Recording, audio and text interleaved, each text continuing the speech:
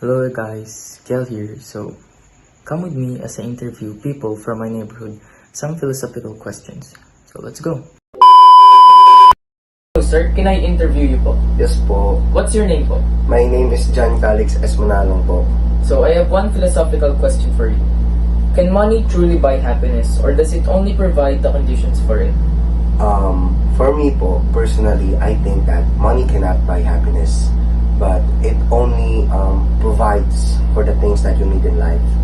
For example, with money, you can buy shelter, you can buy food, you can buy a new car, new house, support your own business, make a new business, but there are things that money cannot buy.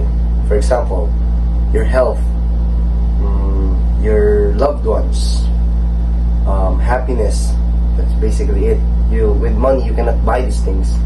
You cannot escape death with money.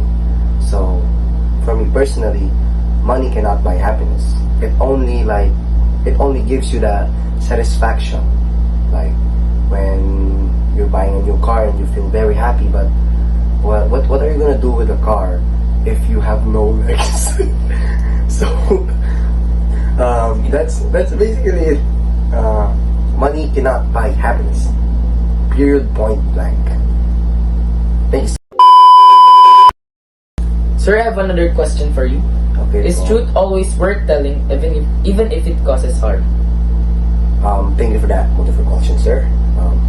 For me, I think that always telling the truth, even if it causes harm, is the best way to approach. Like, pwede po magtagalog po. Yes, you can, sir. Isang example para dyan is, kunyari, yung katabi mo sa classroom may putok. Anong gagawin mo? Kasabihin mo ba sa kanya na may putok siya? Or hindi mo sasabihin? Eh kung hindi mo sasabihin sa kanya may putok siya, iikot siya ng buong campus na mabaho. Eh di, maraming hindi magkauso sa kanya. Like, lalayuan siya ng mga tao. And that causes harm. But, if you tell the truth and tell him that he smells funky or bad, you can try to stop it.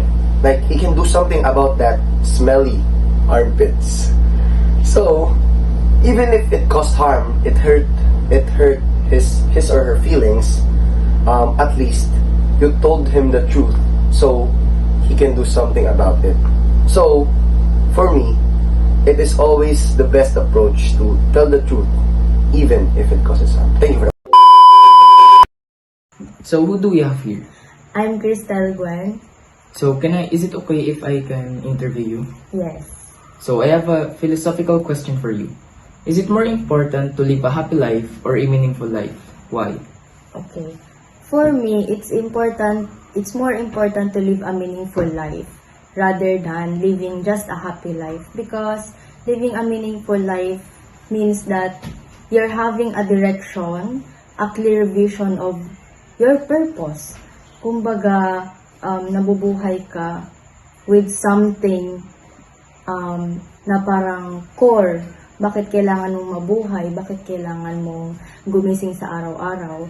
May mga reasons kang mahanap sa mga questions na meron ka. On the other hand, when you live a life na puro lang happiness, happiness is temporary kasi. So for me, mas importante ang meaningful life. If you live happy life, syempre at times na mahihirapan ka, mag-fade away yung happiness mo. So for me, happy life is just temporary. Meanwhile naman, if you live a meaningful life, kahit may mga challenges ka sa buhay or may mga pagsubok ka, you still have a clear direction, a clear vision of the kind of life that you're living. And you know to yourself kung bakit kailangan mong mabuhay, and you know to yourself what is your purpose in this world. Sa family mo, sa sarili mo, and sa community, nakakatulong ka rin. If you have a purpose while living, yun. So, thank you for your answer. So, as I listened to the responses of the people that I interviewed, I now realize that each of our mind is different from each other, and others' opinion is different from others as well. And that is what makes each of our thinking different, and that what makes ourselves one of a kind.